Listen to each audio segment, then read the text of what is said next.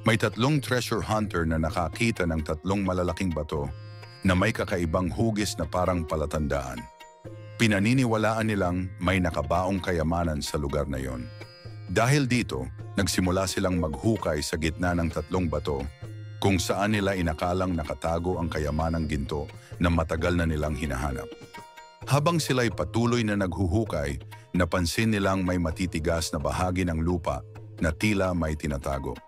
Lalong lumalim ang kanilang paghuhukay sa pag-asang matutuklasan na nila ang pinakatatago-tagong yaman.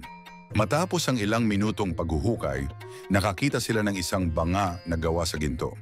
Maingat nilang hinuhukay ito, dahan-dahan at puno ng pag-iingat dahil baka may patibong na nakabaon sa ilalim nito.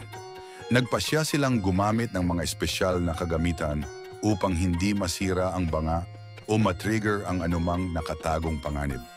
Habang palalim ng palalim ang kanilang paghuhukay, lalo silang naging maingat at nagbantay sa paligid. Baka may iba pang sekreto na nakatago sa ilalim ng lupa. Dahil sa bigat ng banga, napagpasyahan nilang buksan ito. Iyon na nga ang palatandaan na may laman ito. Nang mabuksan nila, hindi sila makapaniwala. Mga gintong bars pala ang nasa loob. Agad silang nabalot ng tuwa